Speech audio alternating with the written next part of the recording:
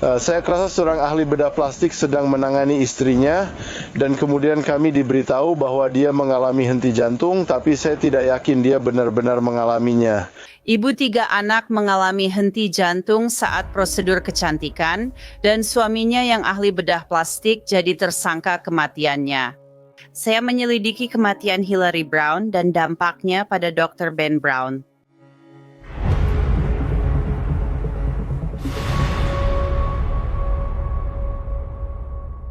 Selamat datang di Crime Fix, saya Anjanette Levy. Kamu tahu, sebenarnya tidak jarang mendengar tentang beberapa wanita yang pergi ke dokter bedah plastik untuk mungkin suntik botox, sedikit sedot lemak, atau bahkan facelift.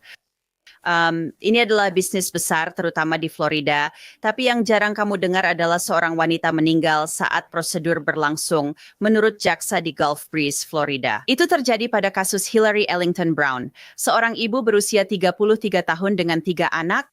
Dan setelah kematian Hillary Brown belum cukup mengejutkan, suaminya sendiri, Dr. Ben Brown, yang menangani prosedur saat ia mulai kejang-kejang. Seluruh kisah menyedihkan ini dimulai pada 21 November 2023 ketika Dr. Brown dan stafnya di Restore Plastic Surgery di Gulf Breeze sedang melakukan prosedur pada Hillary saat dia tampaknya mulai mengalami kejang. Hillary bekerja di sana. Seorang staf menelepon 911. Polisi, pemadam kebakaran, ambulans. Saya punya keadaan darurat. Baiklah, siapa yang Anda butuhkan? Polisi, pemadam kebakaran, ambulans. Kami punya pasien yang tidak stabil. Baiklah, tolong beritahu saya alamatnya. Halo Bu, apa alamat Anda? Anda bersama pasien sekarang? Ya, baik, bantuan sedang dalam perjalanan. Sebenarnya apa yang terjadi? Dia sedang menjalani operasi.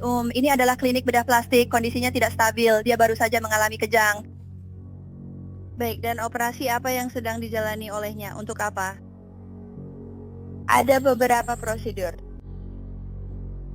Baik, bisa kamu ceritakan? Apa saja prosedurnya? Abdominal lipo, transfer lemak, beberapa hal lainnya. Aku tidak ingat semuanya sekarang. Baiklah, sayang, bantuan sedang dalam perjalanan. Mereka akan segera datang, tim tanggap darurat. Oke. Jika kamu bisa pastikan mereka sudah memasang automated external defibrillator ke pasien dan siap digunakan, katakan pada mereka untuk lanjut penekanan dada. Jika ada perubahan, hubungi kami. Terima kasih, sampai jumpa. Kita akan mendengar lebih lanjut tentang rekaman kamera tubuh. Tapi Hillary tampaknya sedang menjalani prosedur berbeda untuk memindahkan lemak dari satu bagian tubuhnya ke bagian lain. Tak lama setelah panggilan 911 pertama, staf lain kembali menelepon meminta bantuan. Tunggu, berhenti. Saya butuh satu orang saja yang bicara dengan saya, itu satu. Nomor telepon yang bisa saya hubungi kembali berapa? Tolong. Dengarkan, bantuan segera datang. Siapa namamu? Berapa usia pasien? Dia 32 tahun. Oke, apakah dia bernapas? Tidak, kami sedang melakukan cardiopulmonary resuscitation sekarang. Oke, baiklah. Kamu bilang sudah mulai cardiopulmonary resuscitation dan sedang melakukannya? Kami sedang melakukan napas dari mulut ke mulut sekarang. Ya. Pak, apakah ada petugas medis di lokasi? Ya, dokternya sudah di lokasi sekarang, tapi kami butuh ambulans untuk transportasi. Mereka sedang dalam perjalanan secepat mungkin. Oke, terus lakukan penanganan henti jantung. Saya mengerti mereka sedang datang secepat mungkin, atau datang dengan sirene resmi. Oke, mereka segera datang. Terus lakukan cardiopulmonary resuscitation sampai bantuan tiba. Saya akan tetap di telepon. Ya, jika ada perubahan, kita segera beritahu mereka. Oke. Jadi beritahu saya saja, lanjutkan cardiopulmonary resuscitation-nya dan beritahu saya jika ada perubahan. Terus, apakah dia sedang menjalani prosedur? Maaf, kami sudah bilang. Apakah dia sedang prosedur atau semacamnya? Ya, dia sedang prosedur kecantikan. Oke. Itu laki-laki atau perempuan? Perempuan pasien. Koreksi, itu perempuan ya. Mereka datang segera. Pemadam kebakaran tidak jauh. Mereka dari LS, jadi mereka punya semua peralatan. Dan emergency medical services juga tidak jauh di belakang mereka. Oke. Sekarang beberapa kali selama panggilan ini, kamu bisa mendengar seorang pria berteriak di latar belakang. Di mana itu? 21. Oke. Saya tahu itu terasa lama. Tetap lakukan itu. Tetap lakukan cardiopulmonary resuscitation. Oke? Ya, oke. Anybody find a stethoscope? Look all over in the office, on top of the shelf, and all over around that thing.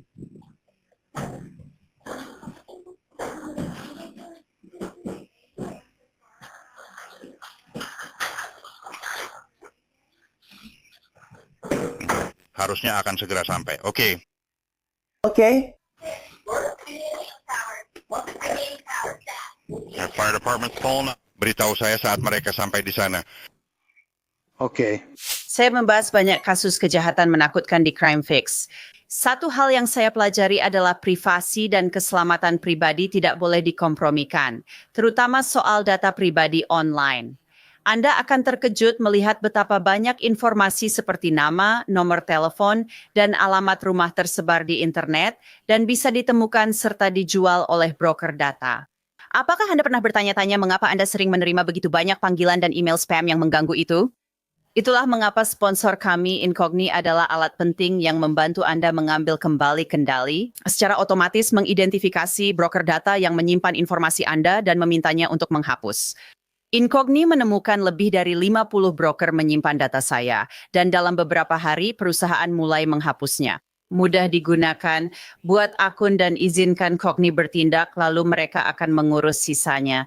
Dan sekarang pengguna Incogni dapat menghapus informasi mereka dari lebih banyak situs web lagi dengan fitur custom removals baru dari paket unlimited. Yang perlu Anda lakukan hanyalah menyalin dan menempelkan tautan ke situs di mana Anda melihat adanya pelanggaran data yang mengkhawatirkan. Muncul dan menimbulkan masalah dalam hidup Anda, tim spesialis privasi akan mengurus sisanya. Fitur Incogni Unlimited yang baru bahkan memungkinkan pengguna untuk menyesuaikan penghapusan data mereka dan menangani pelanggaran data yang paling sulit dengan bantuan tim spesialis privasi. Jadi jika Anda peduli dengan keamanan online Anda dan Anda benar-benar harus peduli, ambil kembali data pribadi Anda dengan Incogni, gunakan kode Crime Fix di bawah ini di layar dan dapatkan diskon 60 untuk paket tahunan. Sekarang sini adalah reaksi waktu nyata yang terekam dalam audio. Bagaimanapun juga informasi itu sangat berharga. Beberapa hal menarik perhatian saya dari panggilan 911 ini, terutama kecemasan staf yang terdengar di telepon. Mereka melakukan panggilan tambahan hanya beberapa menit setelah yang pertama. Sepertinya itu membuktikan betapa mendesaknya situasi saat itu. Sejak awal sepertinya memang ada sesuatu yang benar-benar tidak beres. Dan ini bukan sesuatu yang mereka temui di hari-hari biasa. Kedua, sulit untuk benar-benar memahami apa yang diteriakkan oleh pria di latar belakang, tapi berdasarkan apa yang kita ketahui, sangat mungkin itu adalah Dr. Brown. Dari suaranya, teriakannya terdengar lebih seperti tuntutan, bukan seperti seorang pemimpin yang sedang melakukan tindakan penyelamatan nyawa pada istrinya yang sekarat. Hal lain yang saya tangkap adalah perawatnya, yang menyebutkan beberapa prosedur berbeda, yang terdengar sangat rumit, dan menurut saya pribadi itu terdengar sangat berisiko. Mari kita lihat rekaman kamera yang dipakai di tubuh. Kata dia, jadi dia sudah menjalani banyak hal, dia sudah melakukan banyak hal di bawah matanya, wajahnya, atau sesuatu seperti itu. Ini bukan pertama kali dia mendikte seperti ini. Menyelesaikan ini, itulah yang menakutkan. Saat Deputi Sheriff Santa Rosa County tiba di Restore Plastic Surgery, mereka mengira ada darurat medis. Baru saja aku bicara denganmu. Kami cek irama jantung lagi dan menemukan sesuatu yang gila.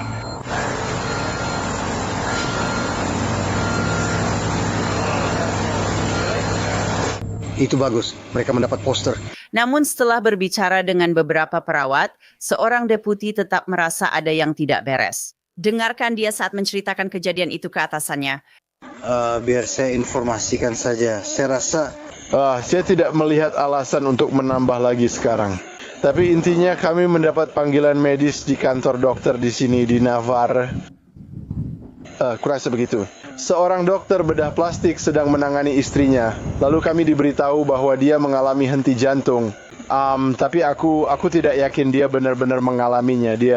Sepertinya ada orang lain yang hadir saat operasi ini dilakukan dan sepertinya dia mengalami beberapa kali kejang. Tapi kurasa mereka bilang keadaannya memang tidak terlihat baik. Tentang dia, kondisinya kurang baik saat pergi. Mereka sudah evakuasi dan lainnya. Dan aku akan bilang aku akan jauh lebih waspada. Kalau hanya dia dan dia saja di ruangan itu. Tapi ada beberapa perawat yang juga hadir di sana. Aku akan minta dia dokumentasikan. Jika tak masalah, beritahu Lance saja saat bicara dengannya. Kecuali kamu pikir ada hal lain yang harus dilakukan sekarang. Kita tidak mendengar sisi percakapan dari supervisor. Tapi kekhawatiran deputi itu sudah cukup jelas. Benar, memang aneh saja karena ini dokter dan istrinya. Kamu tahu maksudku. Tapi seperti yang saya bilang, dia juga tidak sendirian dengan wanita itu. Selama prosedur, ada orang lain yang membantu.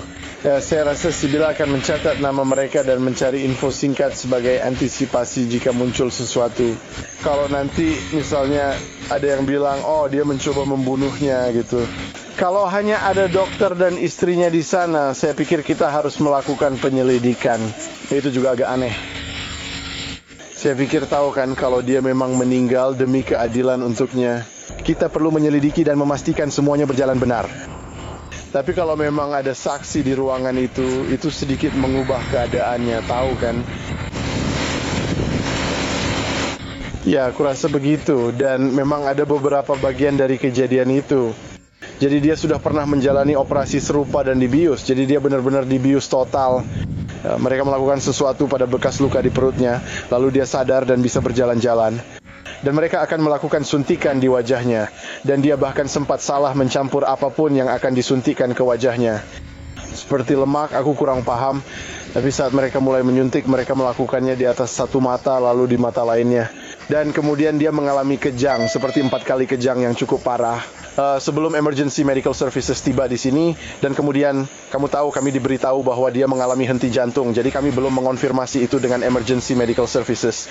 Tapi mereka bilang dia tampak tidak baik-baik saja. Aku jadi berpikir, ya.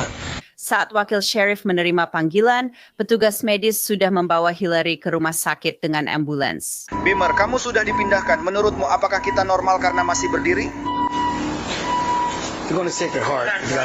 Kemudian wakil sheriff kembali ke kelompok untuk menjelaskan sisa rencananya. Jadi di mana suaminya sekarang? Dia bersama Anda. Oke. Dia pergi dengan ambulans. Oke, baik. Saya memastikan apakah terjadi henti jantung atau tidak. Saat kalian semua tiba di sini, oke. Mereka sedang melakukannya. Dia CGR kami masuk. Dokternya, wah, oke. Ryan bilang mungkin tidak, tapi ingin hubungi kapten karena tak bisa kontak lens dan ingin membicarakannya dulu. Ini semacam hal baru, wilayah baru. Oh, sekarang. Aku diberitahu itu. Tahan, tarik, lalu pergi. Ya, aku bisa memberitahumu sekarang. Oh tidak, aku akan melakukannya. Baik dokter. Dia adalah suami yang melakukan prosedur pada istrinya yang disebut penghindaran bekas luka. Ada bekas luka di sini dan mereka juga melakukan 2 hal di sekitar matanya. Mereka memberinya anestesi lokal dan saat itulah dia mulai mengalami kejang-kejang. Ya, dia sudah melakukan ini berkali-kali sebelumnya. Mereka tidak berpikir bahwa kamu tahu. Jadi kalau dia ingin menderita, tidak seperti itu. Jadi itu seperti yang saya bilang, memang begitu. Mereka sudah dapat detak jantungnya. Dia sadar kembali dan sekarang menuju Sacred Heart. Ayo, kamu memang suka Lansdowne dan Duty Washington. Baiklah.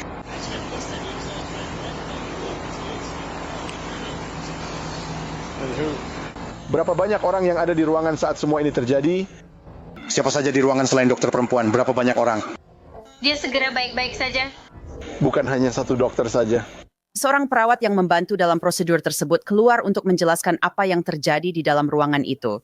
Saya di sana dan kami sudah selesai prosedur tanpa bekas luka di perutnya. Itu sudah selesai, ya? Itu sudah selesai. Dia bahkan sudah setengah berjalan dengan baik. Dia bahkan melakukan transfer lemak sendiri dimanapun dia melakukannya.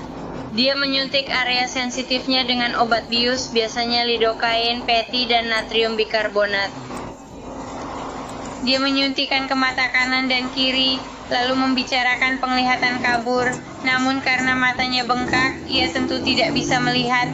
Disuntikkan ke mata kanan, lalu dia mulai kejang setelahnya. Suntikan awal di kanan berjalan baik. Lalu dia mengalami henti jantung. Dia kejang beberapa menit. Apa itu? Kejang lagi setiap musim. Kejangnya mungkin berlangsung 3-4 menit. Oke. Bukan nenek, tapi cukup dekat. Apa yang terjadi setelahnya? Dia mungkin punya total 4 atau 5.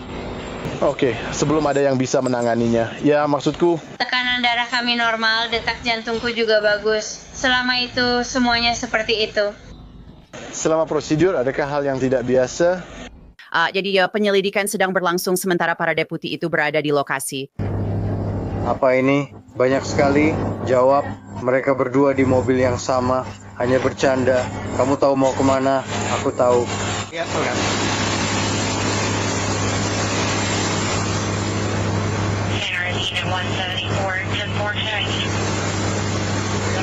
10.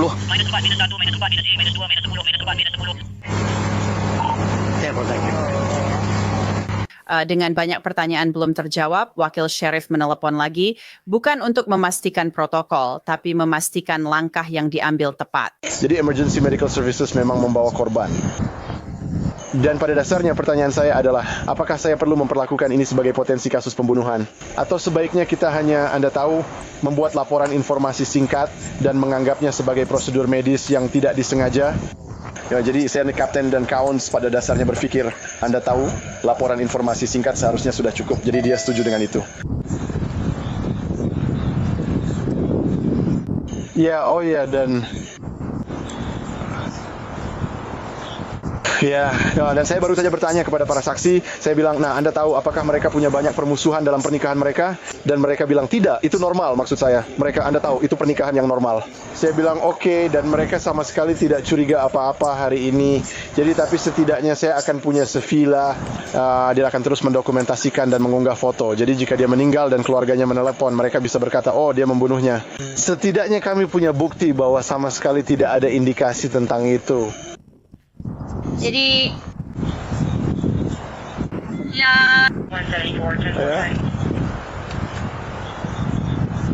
Aku nggak tahu, bro.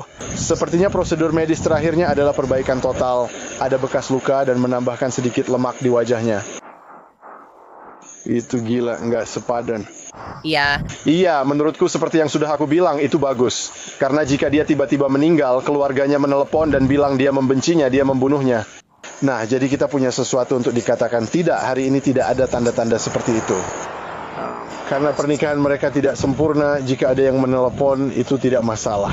Keluarga memang begitu, bro. Kadang ada anggota yang bunuh diri, tapi tetap dianggap dibunuh. Mereka tidak mau percaya. Dia berpikir, aku bertanya, menurutmu? Lalu aku tanya ke perawat. Hillary meninggal seminggu setelah dipasang alat bantu hidup di rumah sakit. Detektif mewawancarai karyawan Restore Plastic Surgery dalam surat perintah penangkapan, tulis detektif. Karyawan ini memulai dengan menyatakan bahwa dia hanya bekerja di bisnis tersebut selama beberapa hari sebelum kejadian ini terjadi. Dan dalam waktu singkat itu, dia mengungkapkan bahwa ada banyak kelalaian di kantor yang menyebabkan Hillary mengalami henti jantung. Dia menyatakan demikian. Sebelum operasi, korban meminum banyak sekali pil. Namun dia tidak tahu apa saja pil-pil tersebut. Dia menyatakan bahwa korban telah menyiapkan sendiri kantong infusnya yang seharusnya berisi xylocaine yang sudah diencerkan, yang digunakan sebagai anestesi lokal selama operasi. Kantong infusnya habis. Pada saat itu, Brown menuangkan 2 wadah ke dalam mangkuk, dia tidak mengencerkannya atau apapun, lalu mulai menyuntikkan ke lengan korban dan kemudian ke wajahnya. Saat dia melakukan hal ini, Hillary mulai mengatakan bahwa penglihatannya menjadi buram. Dia berkata begitu. Wajahnya benar-benar bengkak, tapi Brown tetap melanjutkan. Dan dia mengatakan bahwa dia pikir itu adalah tanda bahwa dia overdosis. Dan saat itulah dia mulai kejang-kejang. Para detektif menulis bahwa salah satu karyawan memberitahu mereka bahwa Hillary Brown mengalami kejang selama 10 hingga 15 menit sebelum 911 dihubungi dan Ben Brown ingin menangani Hillary sendiri. Karyawan tersebut juga melaporkan kepada detektif bahwa Hillary telah mengonsumsi sejumlah obat dalam 1 jam sebelum prosedur dimulai, termasuk Valium dan gabapentin. Kesimpulannya, semua saksi menegaskan saat korban mulai overdosis, Brown tetap menyuntikkan lidocaine dalam jumlah tak diketahui dan tidak berhenti sampai korban mengalami kejang dan henti jantung. Ketika hal ini terjadi, Brown menunda pelaporan insiden tersebut ke 911 dan menggunakan statusnya sebagai dokter untuk melakukan hal itu, padahal hal tersebut diwajibkan oleh hukum. Brown menunjukkan riwayat membiarkan praktik yang tidak aman terjadi dan tidak mengambil tindakan pencegahan apapun demi kesejahteraan manusia. Bahkan setelah insiden di mana dia tidak bisa membangunkan korban selama prosedur pada Januari 2023.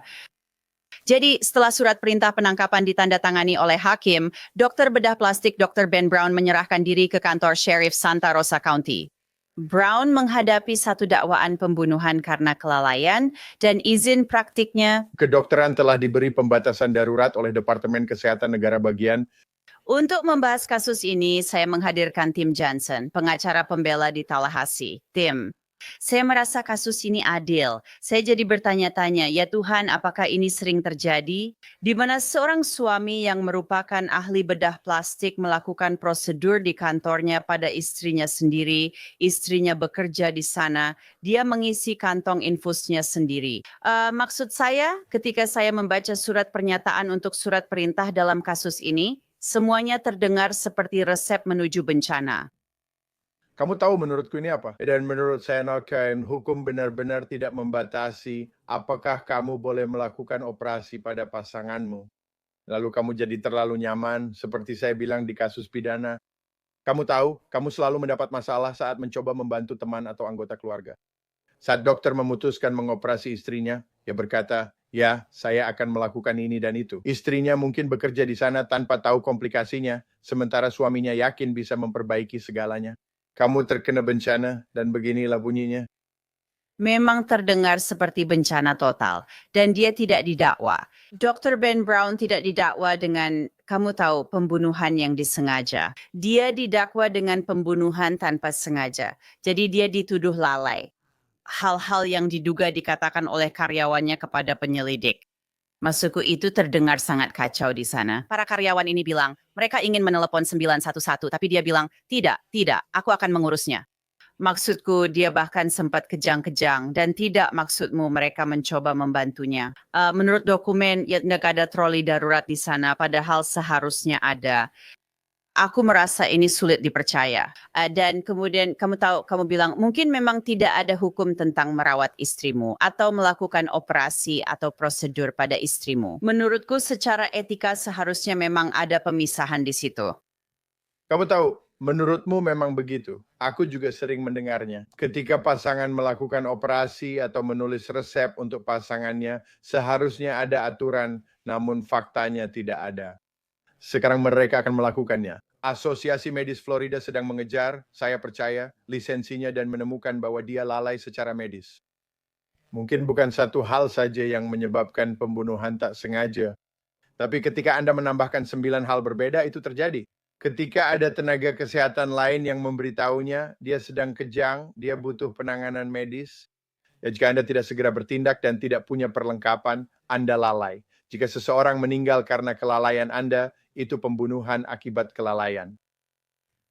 Saya pernah mendapat lidocaine sebelumnya, itu yang membuat saya panik. Itu akan membuat area tertentu mati rasa. Seperti yang saya ingat suatu kali saya sakit tenggorokan, dan mereka memberi saya obat kumur lidocaine, Anda tahu, itu hal yang umum untuk menghilangkan rasa sakit. Tapi kali ini disuntikkan langsung ke dirinya. Anda tahu, dan Anda tahu. Para dokter menurut dokumen mengatakan di rumah sakit saat mereka merawat Hillary Brown bahwa mereka mengira dia mengalami toksisitas lidocaine, dan kemungkinan besar dia tidak akan pulih. Dan sayangnya dia tidak pulih. Dan mereka mengatakan detektifnya bahwa mereka mengetahui bahwa ini bukanlah insiden pertama di mana Brown memberikan obat berlebihan kepada Hillary untuk operasi dan kesulitan membangunkannya. Ya Tuhan, aku benar-benar merasa, wow, ini terdengar sangat buruk. Aku tahu dia tak bersalah sampai terbukti, tapi ini tetap terdengar buruk. Dan gak ada satupun dari ini yang terdengar baik untuk Dr. Brown. Dan ini bisa menjadi sangat rumit di persidangan. Ya, ini akan menjadi rumit karena kamu punya seorang profesional yang punya uang, dia punya sumber daya, dia bukan terdakwa jahat. Ketika kamu membaca dakwaannya, beberapa juri akan melihatnya seperti korban karena dia kehilangan pasangannya. Tidak ada bukti bahwa dia sengaja melakukannya atau mendapat keuntungan dari itu. Ya, dia akan punya pengacara yang sangat bagus, dia akan mengandalkan keahlian medis, dan itu tidak akan terjadi. Tapi ini adalah komunitas yang sangat konservatif, sangat konservatif. Kalau saya bilang republik, saya bilang 100, mungkin 90 republik, konservatif, itu di pangkalan militer dan zona waktu berbeda. Mereka yang terakhir memberikan suara, tahu kan, saat suara Florida dihitung, kadang hasil pemilu sudah diumumkan, padahal daerah itu di zona waktu berbeda. Ya, saya pernah menangani kasus di sana, sangat konservatif. Itu mungkin pertanda baik baginya sebagai dokter medis profesional. Jadi, ya. Ini menurutku saja. Maksudku, hanya membaca semua ini saja sudah terdengar mengerikan. Bahkan Dewan Medis Negara bagian menemukan banyak tanda bahaya tentang dirinya, menurut isi surat pernyataan untuk surat perintah ini. bahwa dia terus saja menyuntikkan lidokain ke wajah Hillary dan sepertinya dia menjadi tidak responsif lalu mulai kejang-kejang.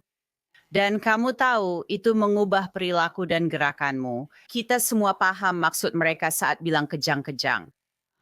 Tapi dia masuk ke dalam kondisi di mana dia tidak akan kembali dan kamu tahu 911 tidak dihubungi. Itu terdengar kurang cepat dan menurutku sangat buruk.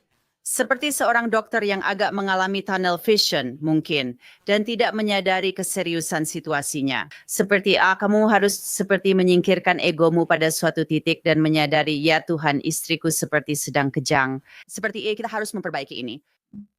Ya ada 3 profesional, mungkin 2 atau 3 perawat lain di sana membantu dan memberitahu dia apa yang mereka lihat.